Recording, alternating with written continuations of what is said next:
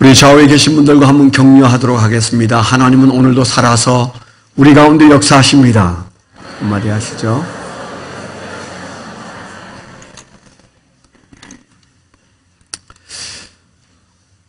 한 40년 전 제가 군대를 제대하고 이태원에서 사업한답시고 쫓아다닐 때 그때 암달러상을 하는 분이 한 분 계셨어요.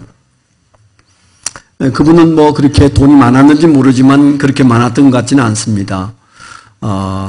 그분이 종종 경찰서에 잡혀가곤 했었습니다.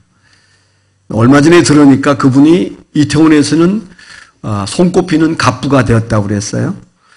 그 이유는 늘 암달러상을 하면서 그분이 좀 이렇게 고달프게 사시다가 어느 날 이렇게는 살 수가 없다. 그래서 명품인 나이키 회사를 차렸대요. 그때로부터 전 세계에서 가장 많은 나이키를 판매하는 그 상점을 이태원에서 일구었어요. 그래서 팔기도 하지만 수출도 하는 그런 일들을 지금 하고 있는데, 그래서 전 세계에서 나이키를 제일 많이 파는 매장이 우리나라에 있고 이태원에 있는데 바로 그분이 지금 하고 있습니다.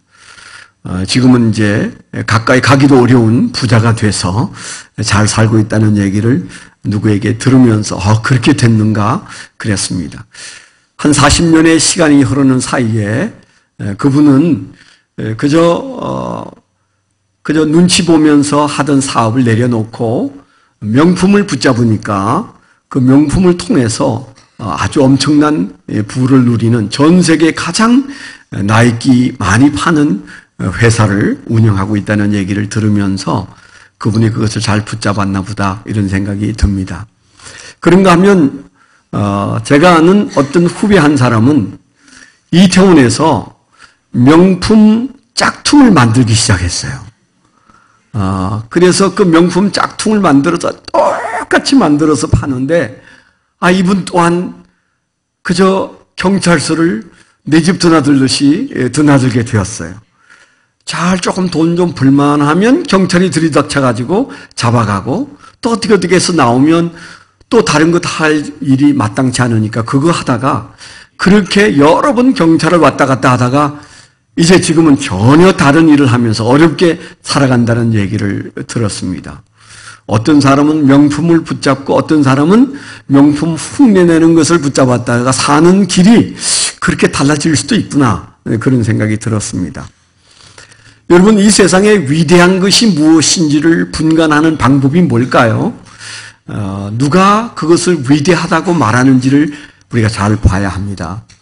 명품이 잘 만들었다고 명품이 아니고 그 유명한 회사가 만들어야 명품이 되는 것처럼 우리가 위대하다고 말하는 것은 내가 아무리 위대하다고 떠들어봐야 소용없어요.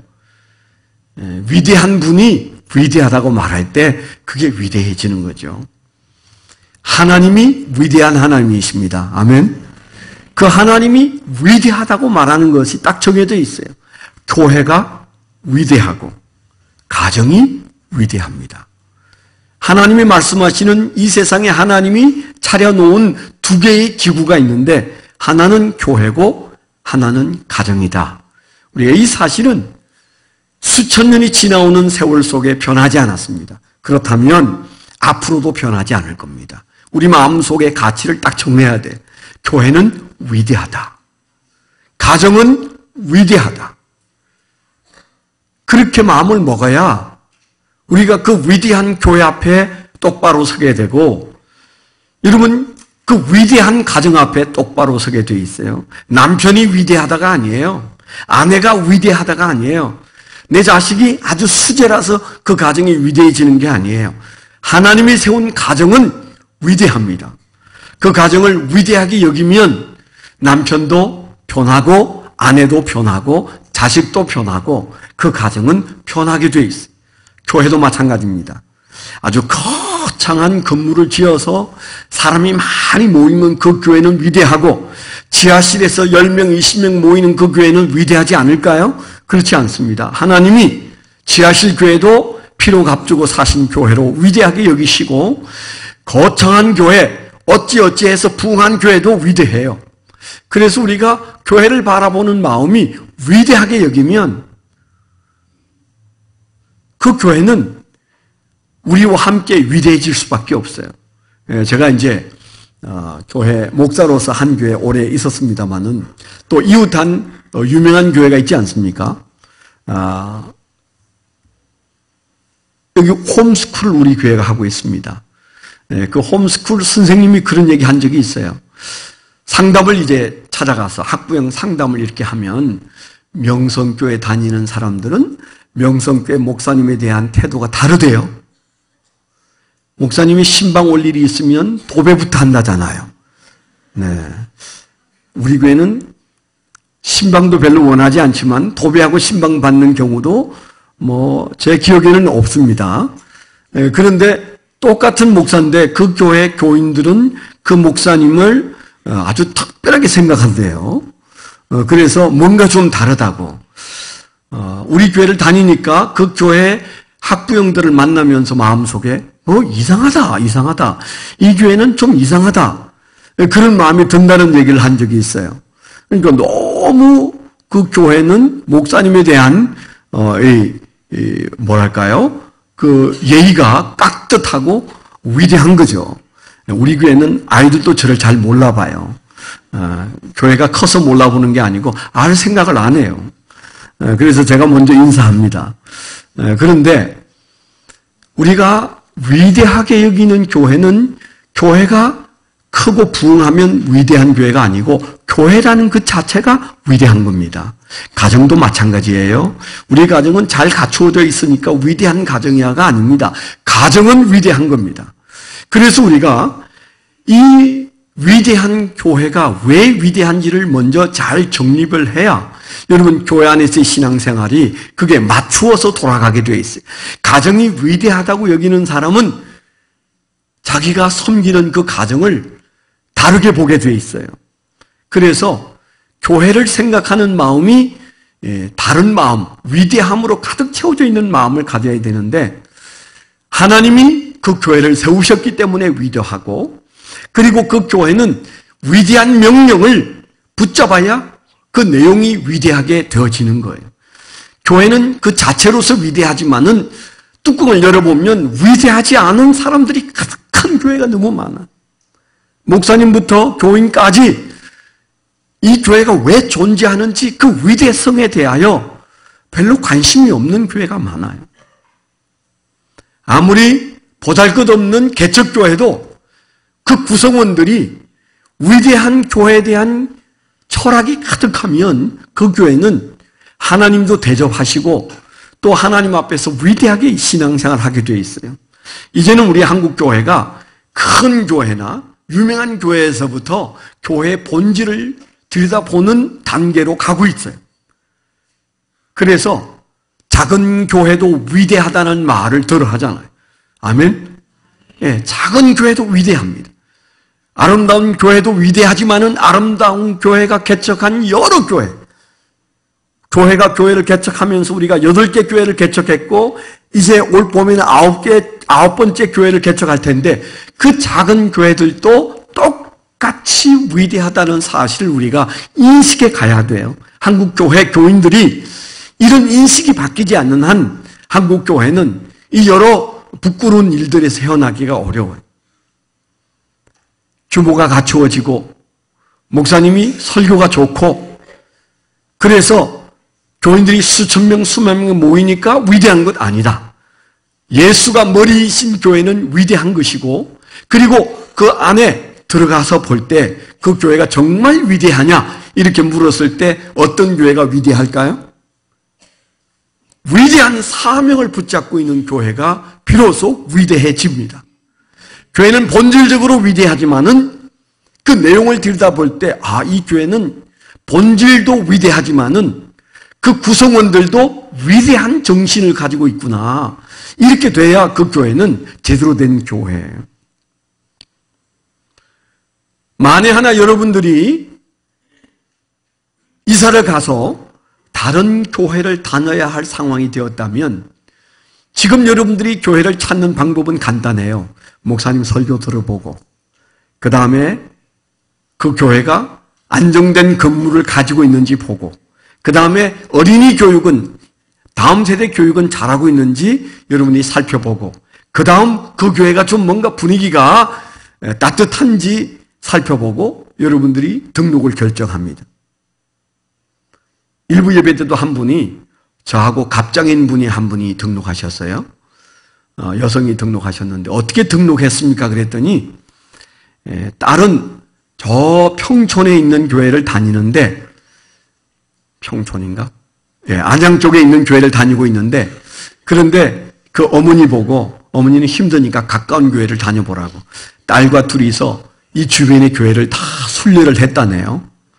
순례를 해보고 딸이 여기 다니라 그래서 딸이 명령해서 우리 교회 등록을 한다고 그렇게 얘기를 하더라고요. 딸은 아직 건강하니까 평촌까지 다니던 교회를 다니고 엄마는 이 교회를 다니게 되어서 우리 교회를 나오게 되었다고 그렇게 했어요. 다 우리가 다녀보고 결정하는 것 그건 나쁘지 않습니다. 그렇지만은 여러분들이 보는 그 관점, 설교 들어보고 건물 보고 그 다음에 다음 세대 교육하는 거 보고 그리고 분위기 보고 결정하는 그 결정이 아주 나쁜 결정은 아니지만은 그게 겉으로 보는 결정일 수 있어요. 우리가 이제 어떻게 봐야 될까요? 본질적으로 위대한 교회, 그 본질에 충실한 교인들로 가득 채워져 있는가? 교인들도 그 교회를 위대하게 여기고 있는가? 우리 교회만 위대한 것이 아니라 교회란 위대하다 그런 마음으로 그 교회를 그 위대함을 뿌려가고 있는가? 그걸 봐야 돼. 그러면 그걸 어떻게 보느냐?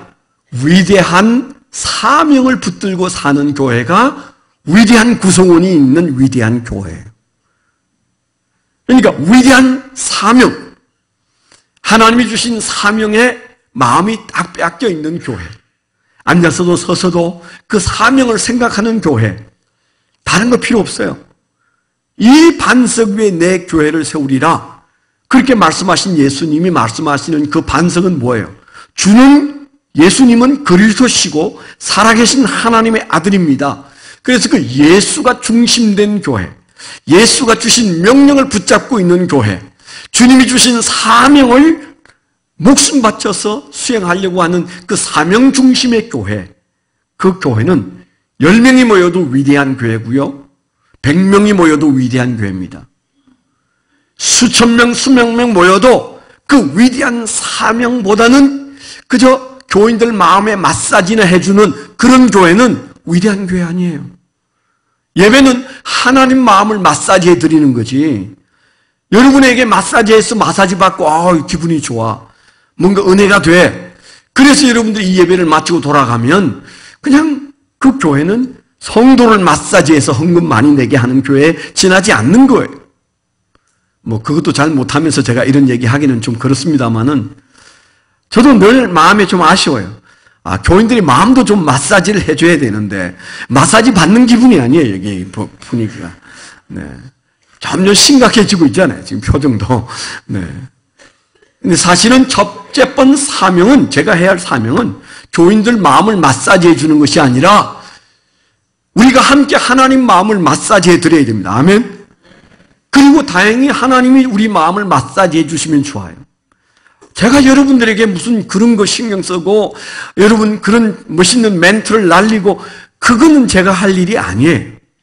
오늘날 우리가 이거 좀 정신 차려야 됩니다. 위로받기 위해서 온 건 맞는데 여러분들이 일주일 동안 세파에 시달리고 왔으니까 위로는 받긴 받아야 돼. 근데 그 위로는 제가 여기서 하는 말이나 여기서 하는 프로그램이 여러분에게 위로가 돼서는 안 된다고. 그건 항상 그 타령이에요. 하나님의 위로를 받아야 돼요. 아멘.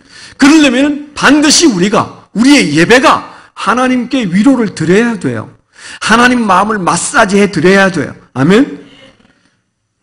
그 하나님 마음을 우리가 즐겁게 드릴 때 그 하나님이 그저 기쁜데 우리에게 아무것도 주시지 않을까요? 그거 아니에요. 하나님이 주신 위로와 사람이 주는 위로를 구분하고 구별할 수 있는 영안이 있기를 축원합니다.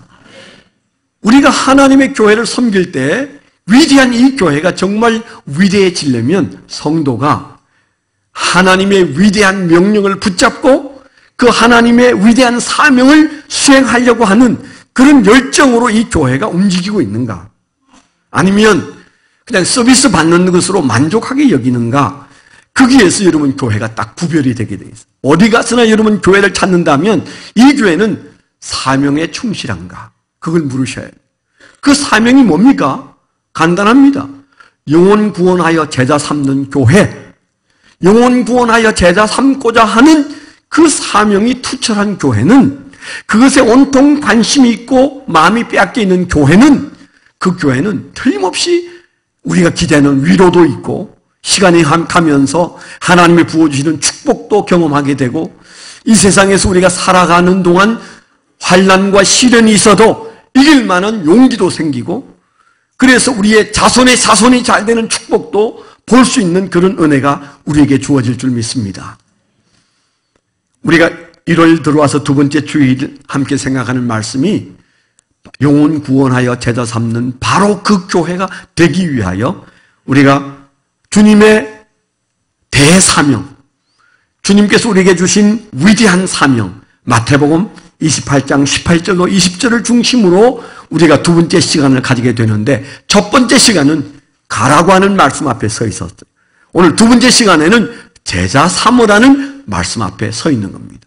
자, 우리 한번 구호를 한번 외쳐야 될 텐데, 오른손을 한번 치고 한번 하시죠. 내밀면 저를 때리려고 하는 것처럼 보이니까 내밀지 말고 저으셔야 돼요. 저으셔야 돼요. 네. 자, 저 보시면 됩니다. 영혼을 구원하여 제자 삼는 바로 그 교회. 한 번만 하고 마치려고 합니다. 중층도 잘하세요. 오른손 내밀고 시작. 영혼을 구원하여 제자 삼는 바로 그 교회. 아, 예. 예비군 모이는 것 같아요. 잘하셨어. 우리가 바로 그 교회 아직 못 됐어요. 그래서 주님께서 우리에게 너희가 그랬으면 좋겠다. 영혼 구원하여 제자 삼는 바로 그 교회가 되어라. 이렇게 우리에게 주신 말씀이기 때문에 우리는 아직 부족하지만, 사명에 충실하지 못하지만, 그러나 교회는 위대한데 위대한 사명까지 우리가 붙들고 있는 그런 교회가 되고자 오늘 우리가 이 두 번째 시간에 생각하는 말씀은 가서 제자 삼으라는 말씀이에요. 5개의 동사가 있다고 말씀을 드렸죠. 주님께서 위대한 사명을 우리에게 주시고 하늘로 올라가실 때 그때 주신 이 지상 명령에는 5가지 동사가 있다고 그랬어요. 혹은 5가지 명령이 있다 이렇게 말해도 괜찮아요. 5가지 명령. 첫 번째는 가라 그러셨어요. 너희가 앉아서 그냥 그렇게 뭉개지 말고 6일 동안은 가야 된다. 너희가 사는 그 안방이 선교지고, 너희가 나가는 그 직장이 선교지고, 너가 하는 그 사업장이 선교지다. 그래서 거기에 선교하러 가라. 월요일부터 토요일까지 거기에 출근하는 이유가 선교적 목적을 가지고 출근해야 된다. 이게 가는 겁니다. 좀 더 우리가 영역을 넓히면 선교지도 그렇게 가는 것이죠. 그런데 왜 갑니까? 왜 갑니까? 가는 가장 큰 이유는 제자 삼기 위하여 가는 겁니다. 5가지 명령 혹은 5가지 동사에서 가장 중요한 주동사는 제자 삼으라예요. 오늘 우리가 생각하는 바로 그 단어예요. 제자 삼으라. 왜 갑니까? 가서 우리가 뭘 하라는 겁니까? 예수님께서 우리에게 요구하시는 것은 제자 삼으라는 겁니다. 이 사명이 우리 인생에서 가장 위대한 사명이에요. 우리가 사는 인생, 밥은요 어떻게 먹어도 먹습니다.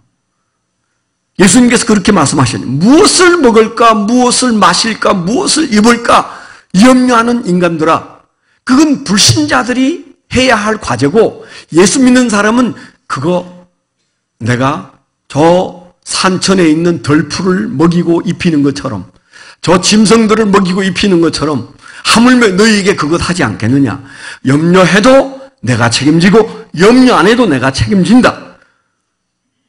주님께서 물론 오늘 우리가 먹는 것에 관심이 있는 게 아니고 어떤 것을 먹을 거냐에 더 관심이 있긴 해요. 그렇죠? 무엇을 먹을 거냐에 더 많은 관심을 가지고 있으니까 그 욕심 때문에 우리가 안 해도 되는 마음고생을 많이 합니다마는 주님은 분명히 말씀하셨어요. 염려해서는 안 되는 것들을 붙들고 있으면 염려해야 할 것을 염려하지 못해. 무엇을 먹을까 무엇을 마실까를 염려하면 그 그 나라를 위하여 염려하는 마음이 사라져버려요. 반대로 먼저 그의 나라와 그의 의를 구하면 위대한 사명을 붙잡고 그걸 어떻게 수행할 것인지 염려하면 이 모든 것들은 너에게 더하실 것이라고 해요. 우리가 셈법이 분명해야 됩니다. 눈앞에 보이는 먹고 사는 문제를 염려하면 위대한 사명은 우리 눈앞에서 사라져버려요. 그것에 대한 염려가 안 생겨요. 혹시 여러분 그렇지 않습니까? 그런데 위대한 사명 때문에 마음을 끓이고 어떻게 이 사명을 감당할까를 생각하면 그 나라와 그 의를 구하면 먹고 마시는 문제, 자녀 양육의 문제는 내가 책임지겠다고 예수님께서 그렇게 말씀하셨어요. 그런 측면에서 우리가 연초에 이 사명을 생각한다는 것은 너무 적절한 거 아닙니까? 너무 귀한 것 아닙니까? 너무 아름다운 얘기 아닙니까? 여러분, 우리가 없는 것 투성이에요. 못 가진 것 투성입니다. 그래서 참 모자라는 건 많아요. 여러분도 그렇지만 저도 그렇습니다. 그래서 늘 어떻게 살아야 규모 있게 사나 고민하고 절제하고 그러면서 살아가고 있어요. 우리가 똑같이 삽니다. 어떤 분은 저보다 형편이 안 좋은 분도 계시고 어떤 분은 저보다 형편이 좋은 분도 계세요. 그래서 대체로 보면 차 타고 다니는 거 보면 압니다. 네, 뭐 저야 교회에서 좋은 차를 주셔서 제가 늘 감사하면서 탄다니까요. 그런데 여러분 어떻게 살건 간에 우리가 사는 형편이 넉넉한 사람은 하나도 없어요. 사실은 다 쫓기면서 살아가고 있어요. 그런데 저와 여러분들이 오늘 기억할 것은 우리에게 뭐라고 말씀하셨어요? 하늘과 땅의 권세를 아버지께서 나에게 주셨는데 내가 너희를 위해서 그거 쓰고 싶다. 오늘 말씀이 그랬잖아요. 하늘과 땅의 모든 권세를 내게 주셨으니 그러므로 너희는 가서 모든 민족을 제자로 삼으라. 그렇게 말씀하셨어요. 너가 제자 삼으면 하늘과 땅의 권세를 너희를 위해서 쓰겠다. 아멘? 이렇게 아멘이 작아서는 오늘 설교가 좀 길어질 가능성이 있습니다. 할렐루야. 네. 그렇게 하셔야 돼요. 그렇게 하셔야 돼요. 그래야 설교가 짧아지지 않겠습니까? 네. 네. 여러분, 우리가 기억해야 될 것은 하늘과 땅의 권세를 내게 주셨으니 왜 이 말씀을 하십니까? 내가 너를 위해서 쓰겠다는 거예요. 뭐 할 때? 가서 제자 삼으면 내가 아낌없이 하늘과 땅의 권세를 쓰겠다는 거예요. 아파트 50평을 내가 너에게 주겠다. 그 정도가 아니에요. 땅 10,000평을 내가 주겠다. 그 얘기가 아니에요. 하늘과 땅의 모든 것들을 너에게 줄 수 있다. 그렇게 말씀하시는 거예요.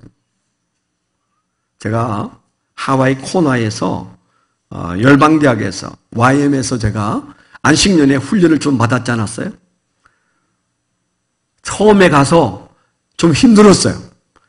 거기 원래 6개월 코스로 있는데 처음 한 달 정도는 힘들었어요. 왜냐하면 비정상으로 보였어요. 사람들이. 뜬금없는 소리를 너무 하는데 이성적인 사람인 제가 가서 견디기 어렵더라고요. 여러분 중에도 제가 하는 말조차도 힘든 분 계시죠? 좀 뭔가 이성적인 내가 받아들이기 좀 어렵다. 그런 분 계시죠? 제가 거기 가니까 꼭 그렇더라니까요. 기도했더니 배가 어마어마한 큰 배가 생겼다는 둥, 기도했더니 큰 덜판을 하나님이 주셨다는 둥, 기도했더니 수억 불을 주셨다는 둥, 이런 얘기인데 참 듣기 민망했어요. 또 어떤 사람은 자기는 내비게이션이 필요 없대요. 하나님, 레프트는, 라이트는 어디로 갈까요? 그러면 하나님이 왼쪽, 오른쪽 알아켜주면 목적지에 도착한대. 그것도 선교사였던 목사가 그런 말을 하는데 저하고 동갑내기가 그러는데 쳐다보였어요. 저 어떻게 해야 돼? 내가 믿어야 돼? 받아들여야 돼? 이걸 내가 6개월 동안 듣고 있어야 되나? 목사님 저도 힘들었어요. 근데 그 안에서는 제가 볼 때는 목사님들이 제일 이성적입니다. 12분 정도가 목사님 계시는 다 힘들어했어요. 평소들은 아멘 하는데 목사들은 가만히 있어요.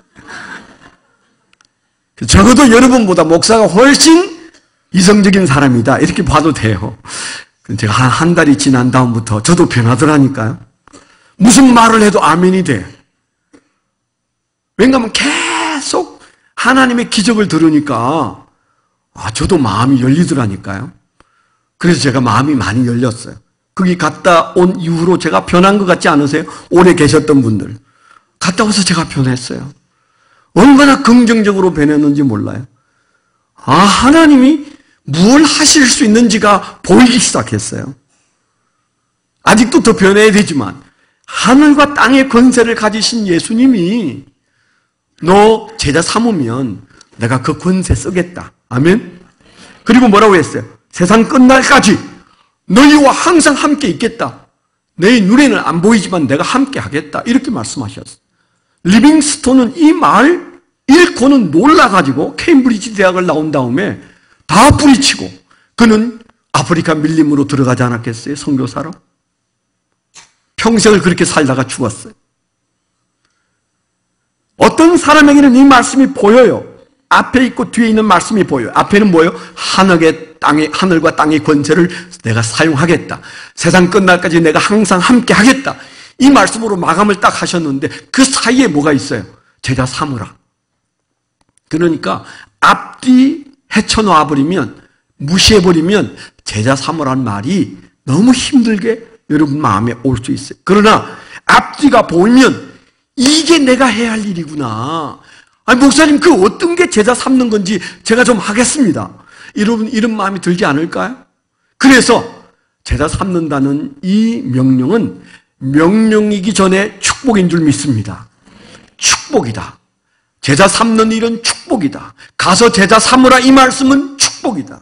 우리가 이 말씀을 붙들고 여러분 사실 때 하늘과 땅의 권세가 움직이는 것을 보게 될 줄 믿습니다. 여러분, 교회가 제자 삼기를 포기하면 그 교회는 무기력한 교회가 됩니다. 가정이 제자 삼는 일에 관심이 없으면 그 가정은 표류하는 가정이 돼요. 금방 돌불에 넘어져서 작은 일도 여러분 마음을 상하게 하고 힘들게 하고 그리고 무의미한 가정을 만들어버려요. 개인도 마찬가지입니다. 여러분 신앙을 조용히 한번 들여다보세요. 우리 안에 제자 삼고자 하는 열정이 없으면요 아주 무기력한 그리스도인이 되어서 그냥 세상이 크게 보이게 돼 있어요. 세상 것에 마음이 빼앗기게 돼 있어요. 남 사는 것처럼 못 살아서 안달하게 돼 있어요. 우리는 영혼을 하나로 보고 사는데 아니 겨우 70, 80 사는 것 바라보고 사는 세상 사람과 똑같이 살면 얼마나 우리가 불행한 인생을 사는 거예요. 영혼을 바라보고 사는 저와 여러분들이 눈이 확장되어서 살아야 되는데 자칫하면 너무 좁아져 버리게 돼요. 언제요? 제자 삼는 사역을 포기하면 우리가 좁아지게 되어 있습니다. 영국 교회가 그랬고요. 독일 교회가 그렇습니다. 프랑스 교회가 그렇습니다. 미국 교회도 그렇습니다. 역사적인 사건이지만은 미국 교회가 사실은 처음에는 감리교회가 제일 득세했어요. 그 다음 장로교회가 득세했습니다. 근데 그 뒤에 침례교회가 부흥하기 시작했어요. 지금은요, 미국 가보십시오. 미국에서 그저 여기저기 있는 교회 찾아가면 거의 80%의 교회는 침례교회, 장로교 못 찾아요. 제가 작년 3월인가요? 4월인가? 미국 가서 있을 때 그 아들네 집 주변에 제가 이제 차를 몰고 교회를 찾아서 이제 이렇게 교회를 좀 배우려고 다녔는데 감리교회가 하나도 없더라고요. 감리교회가. 장로교회도 하나도 없어요. 오직 초교파적인 교회와 침례교회만 있는데 그만큼 침례교회가 많은 이유 여러 가지 이유가 있지만은 사실은 미국의 남침례 소속 침례교회가 미국에서는 그냥 줄을 이루고 있는데 감리교회가 제일 먼저 하락했어요. 1년에 50만 명씩 줄어드는 상황이 벌어졌어요. 그 뒤를 이어서 장로교도 줄어들기 시작했어요. 근데 침례교회도 세파에 시달리면서 교인들이 줄어들기 시작하니까 미국에서 가장 힘이 좋은 그 주총회가 텍사스 주총회인데 텍사스 주총회가 고민하면서 결정한 일이 있어요. 우리가 단기 선교를 가야 되겠다. 교세가 점점 감리교, 장로교처럼 우리도 줄어들기 시작하는데 이 하향 곡선을 다시 끄집어 올리기 위해서 우리가 할 수 있는 일은 단기 선교를 가는 것이다. 그렇게 결정을 했어요. 그 단기 선교를 가는 주 대상 국가를 대한민국으로 삼았어요. 40년 전에. 그래서 물밀듯 텍사스 주총에 속한 교회들이 한국으로 단기 선교를 나오기 시작했어요. 아마 여러분 보신 분들이 많을 거예요. 40년 전, 30년 전 거리에 코 큰 사람들이 자기 간정지를 들고 다니면서 길거리 전도를 하는 미국 사람들은 다 텍사스 주총회 소속 교회들이었어요. 그분들이 돈이 많아서 온 게 아니에요. 우리보다 훨씬 빠듯하게 삽니다. 일본 사람도 미국 사람들도 우리나라보다 잘 사는 나라는 우리보다 훨씬 빠듯하게 살아요. 외식 잘 못합니다.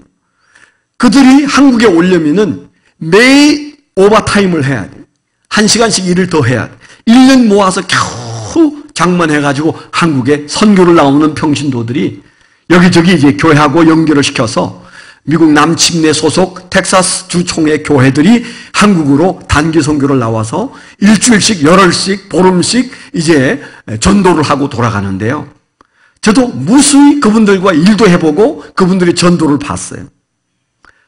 그분들이 자기의 간정을 써가지고 한국으로 보내면 한국에서 번역을 해서 전도지를 딱 만들어 두었다가 이제 그분들이 오면 간단한 훈련을 시켜서 이제 단기 선교를 하는 거죠. 자기 전도지를 나누어 주면서 일거리에서 사람들에게 전도를 하는데 놀라운 일이 벌어졌습니다. 한국에 단기 선교를 나온 지 불과 2년 후부터 텍사스 주총회의 교회들이 부흥하기 시작했어요. 아멘. 수치가 말해줄 정도로 놀라운 부흥이 일어나기 시작했어요.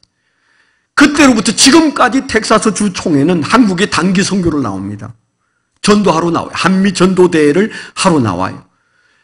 그걸 본 그 루이지애나 주총회도 우리도 하겠다. 여기저기 많은 미국의 주총회, 침례교 주총회들이 붐을 일으켜서 우리가 단기 선교를 나가니까 교회가 부흥하더라. 한국뿐만 아니라 전 세계로 그들이 여름 방학 때면은 아이언 할 것 없이 단기 선교를 나갑니다. 돈 있는 교회가 가는 게 아니에요. 개척 교회들도 다 나가요. 거기에 있는 한인 교회들도 열심히 단기 선교를 합니다. 여기 미국에 살아보신 분들이 아시잖아요. 정말 어렵고 힘든데도 그들이 단기 선교를 해요. 우리 교회도 좀 정신 차려야 돼. 목장에 목자, 목녀 여러분 언제까지 기다렸다가 나가시려고? 저질러요, 저질러요. 그래서 우리가 가서 거창한 전도를 하는 것은 아닙니다. 가서 선교사님 밥 한 끼 사주고 와도 선교예요.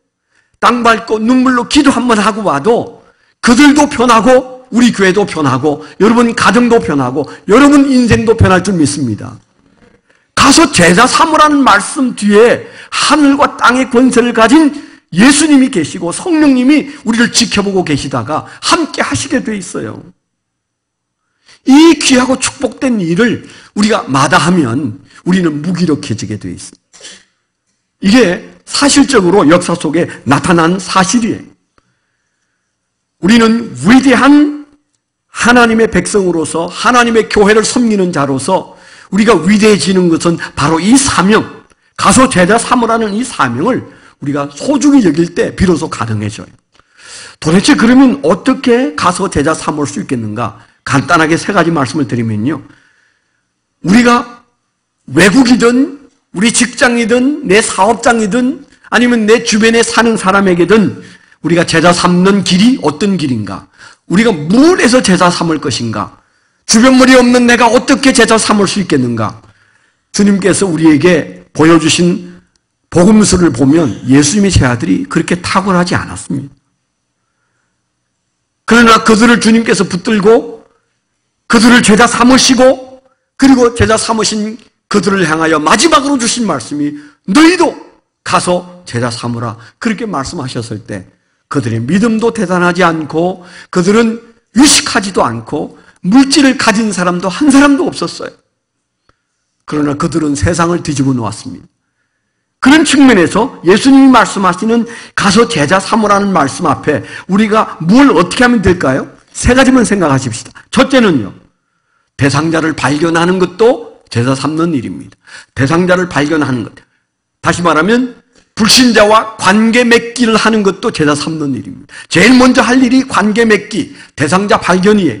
내 주변에 예수 안 믿는 사람들을 많이 관계 맺고 계셔야 돼요. 목사님, 제가 제일 힘든 것은 예수 안 믿는 사람하고 관계가 없어요.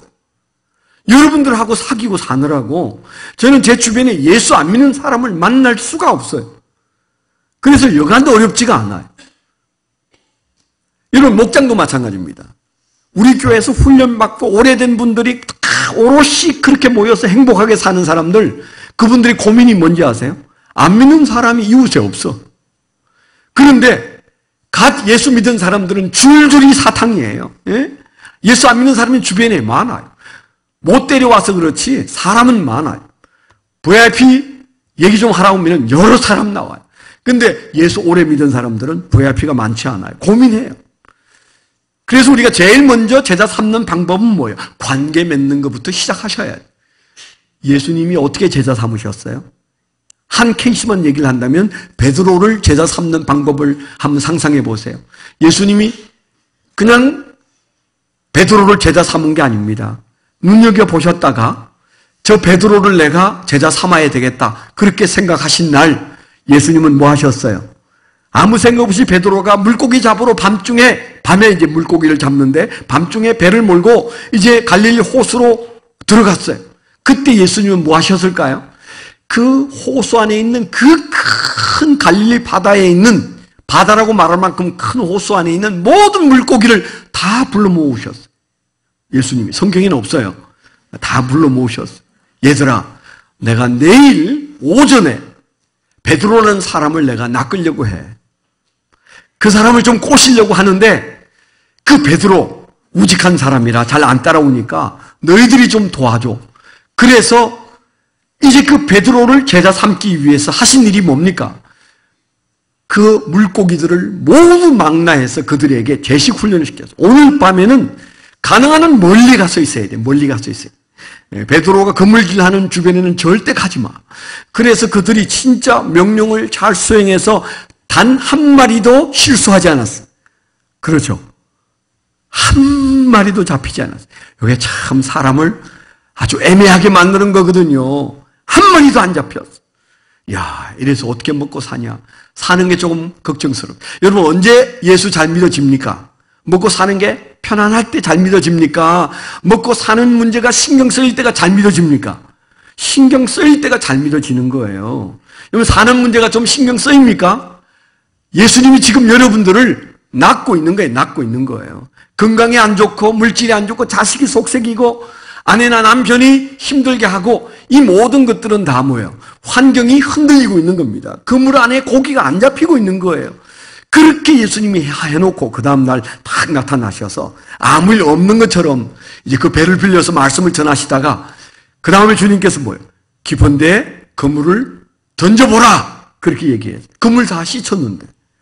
주님, 제가 그물 다 씻었지만 지난 밤새 수없이 던진 그물질에 한 마리도 안 걸렸지만 예수님의 말씀을 따라서 제가 순종은 하겠습니다. 그러면서 그물을 던졌더니 일순간에 그 말도 못하는 그 물고기들이 그 그물 속에 막 쏟아져 들어가서 아니 갈릴리 호수에 있는 모든 고기가 다 들어가려고 서로 박치기를 하니까 그물이 찢어졌잖아요. 예수님도 한 사람을 낳기 위하여, 예수님도 한 사람을 제자 삼기 위하여 별 이벤트를 다 하셨어요. 베드로에게만 그렇게 하셨을까요? 저와 여러분들을 주님께서 제자 삼기 위해서 다 비슷하게 그렇게 하셨어요. 그런데 우리는 예수님도 아닌 우리가 누군가를 제자 삼는 데 있어서 너무 적은 노력과 무관심으로 그저 적당히 우리가 이 일을 하려고 한다면 어떻게 그런 역사가 일어날 수 있겠어요? 전혀 불가능하지 않겠습니까? 예수님께서 하신 첫 번째 방법, 관계 맺기를 위하여 엄청난 이벤트를 행하셨다. 이벤트가 없는 관계 맺기, 이벤트가 없는 제자 삼기 없어요. 없어요. 왜 이렇게 힘들지? 왜 안 되지? 당연히 예수님은 갈릴리 호수를 뒤집어서 한 사람을 건져냈어요. 천하보다도 귀한 한 사람을 제자 삼는데 우리가 손가락 하나 까딱하지 않고 고민만 하고 제자 삼을 수 있을까요? 그 영혼 구원할 수 있을까요? 물론 그 사람은 모르기 때문에 귀찮아할 수 있습니다. 제발 나 좀 귀찮게 하지 말라. 당신이나 잘 믿어라. 그럴 수도 있어요. 왜? 모르니까. 예수 믿고 알고 난 다음에는 절대 그런 말 안 합니다.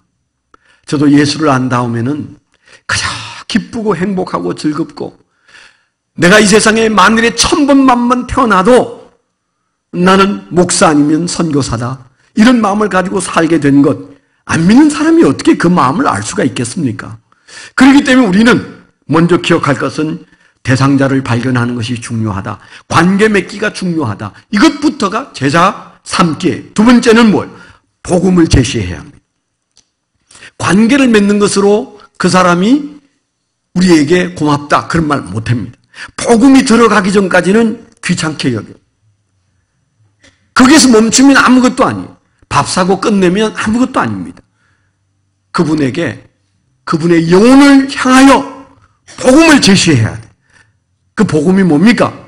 예수 그리스도가 도대체 어떤 분이신지, 왜 그분이 BC와 AD를 갈라놓은 그분인지, 왜 절의 선임도 항상 얘기할 때 예수님 태어난 지 2018년 하고도 1월 14일입니다. 그런 말을 할까요? 이 세상에 어떤 종교를 가진 사람인, 어떤 똑똑한 사람도 매일같이 생각하는 게 뭐예요? 예수님 태어나신 지 2018년, 그리고 첫 달 14일이다. 말하고 살고 생각하고 살잖아요. 역사의 분기점이 된 예수 그리스도, 아무도 부정할 수 없는 예수 그리스도, 그러나 너무나 작게 여기는 예수 그리스도, 그 예수 그리스도를 말해주어야 합니다. 말해주어야 합니다. 한 여인이 결혼 5번 했는데 실패하고 마음에 병이 들어서 사람들 만나기 싫어서 남들이 바깥 돌아다니지 않는 낮 12시에 그 땡볕 밑에 물 기르러 왔다가 예수를 만났어요. 예수와 대화 몇 번에 그 예수가 하나님의 아들인 사실을 감지했어요. 물동이를 내려놓고 동네에 들어가서 낮잠 자고 있는 사람들을 깨웠습니다. 여러분, 내가 메시아를 만났습니다. 내가 하나님의 아들을 만났습니다. 제발 나오십시오. 당신들 후회하지 않도록 도와드리겠습니다. 어서 가십시다. 그래서 사람들을 몰고 예수님에게 데려갔던 사실을 우리가 잘 기억합니다. 무슨 일이 벌어졌어요? 예수 그리스도를 만난 그가 예수를 소개하는 것입니다. 여러분, 교회 데리고 오면 예수 소개 잘 못해요. 우리 교회 체제는 누군가 관계 맺어가지고 교회를 바로 데리고 오면 안 돼요. 왠가 하면 제가 하는 설교가 오늘도 그렇지 않습니까? 예수 믿어볼까? 그리고 온 사람에게 하는 얘기가 아니고 예수 오래 믿고도 전도 안 하는 인간들에게 지금 얘기하고 있는 거잖아요. 예? 제발 좀 예수 좀 전하고 전도하라고 얘기하고 있잖아요. 이 말을 어쩌다가 처음 교회 와서 앉아있는 사람이 들으면, 아, 저 사람들이 다 짜고 치는 거야. 내 아내가 나를 그래서 데리고 왔어. 잘못 온 거야, 이거.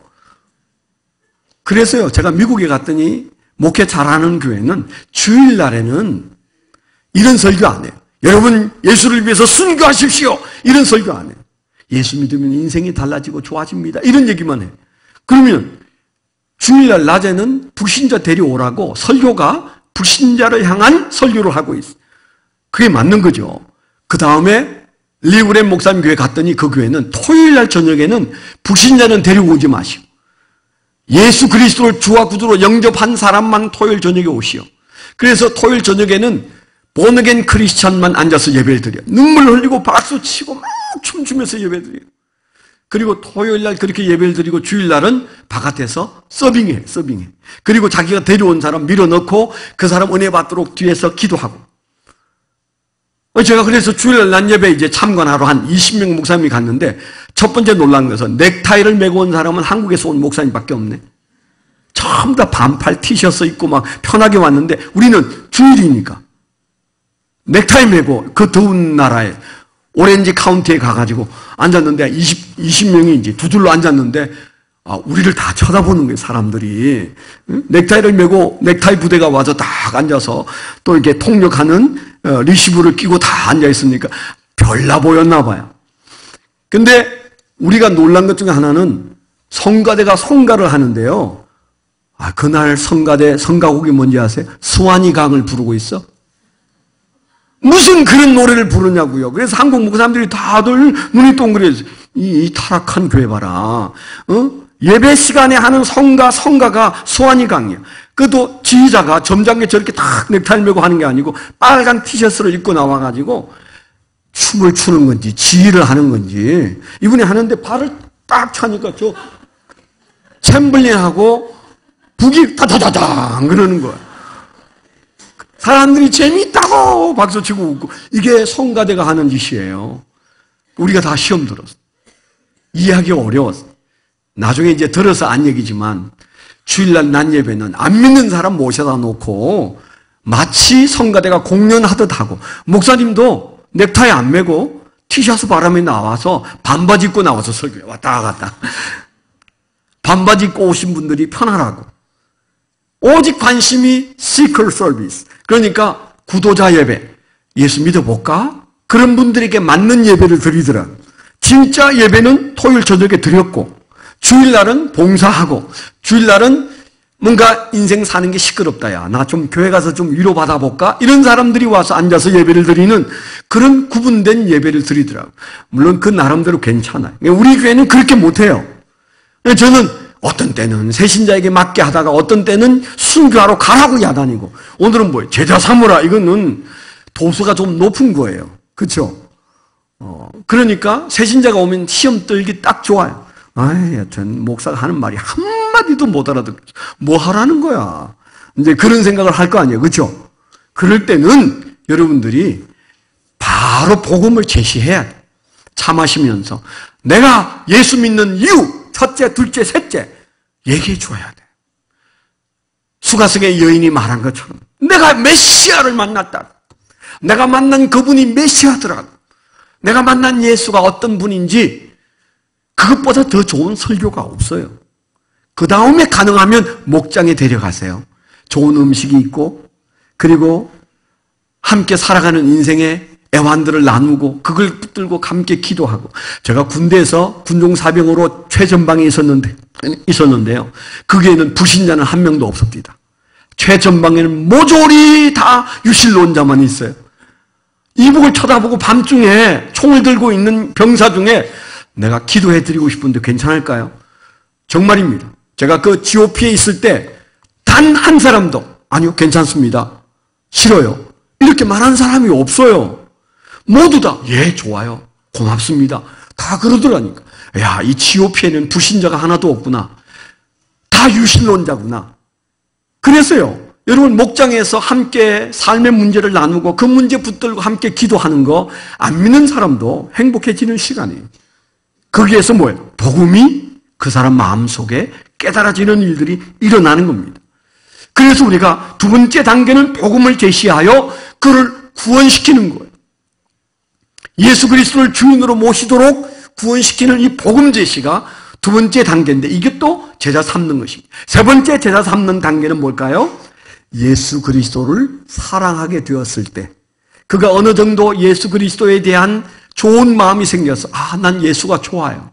난 예수를 사랑하게 됐어요. 이게 제자 삼기의 완성이에요. 제자 삼으라 이 말씀은 관계를 맺어라, 복음을 제시하라, 그리고 너는 너가 사랑하는 예수처럼 그도 예수를 사랑하게 만들어 봐. 이게 뭐예요? 가서 제자 삼으라는 주님의 명령이에요. 주님께서 우리에게 이것 하라고 말씀하시고 하늘로 올라가셨어요. 그래서 우리는 올고수 대상자, 우리가 전도 대상자를 만나면 만남을 통하여 우리가 정말 진정으로 소원을 베풀고 그리고 복음을 제시하고 목장으로 모셔가고 그 다음에 여러분 교회로 모셔오십시오. 그래서 그가 침례받도록 이제 그의 영혼이 하나님을 향하여 활짝 열리게 만드는 것. 여러분 이 사명 우리가 지금 해야 할 사명입니다. 가서 모든 사람을 제자 삼으라고 말씀하셨어요. 우리 가정, 우리 주변, 우리 동네, 우리 직장, 그리고 우리는 강을 건너고 바다를 건너서 이제 세상 바깥으로 가서 우리가 예수 그리스도를 증거할 때 주님께서 우리의 삶에 동행하심을 간증하고 경험하게 될 줄 믿습니다. 오늘 우리에게 주신 말씀, 가서 제자 삼으라는 말씀, 이 말씀 가지고 한 주간 동안 제자 삼는 삶을 고민하는 한 주간이 되시기를 축원합니다. 기도하겠습니다. 거룩하신 아버지 하나님, 우리가 예수 믿었고 무기력한 삶이 아닌 활력에 넘치는 신앙을 살기 위해서라도 우리는 가서 제자 삼으란 이 말씀을 마음에 받을 수밖에 없습니다. 제자 삼음으로 우리의 삶이 활력에 넘칠 뿐만 아니라 죄다된 그가 죽은 영혼을 살리는 축복을 누리는 이 일을 우리는 강 건너 불구경 보듯 우리가 보지 않도록 가슴이 타들어오는 열정을 가지고 내 가까운 사람들이 예수를 알지 못한다는 사실이 눈물나고 답답하고 슬프고 괴로워져서 우리가 앉았으나 섰으나 제자 삼는 일에 열심을 내는 하나님의 귀한 일꾼들 되게 하여 주시옵소서. 올 한 해는 반드시 우리가 한 영혼을 구원하여 지옥 가는 영혼을 하나님 백성 만드는 일에 최선을 다할 수 있도록 하나님 장애를 벗겨주시고 용기를 허락해 주시옵소서. 아멘. 예수 그리스도의 이름으로 감사하며 기도드렸습니다. 아멘. 아멘.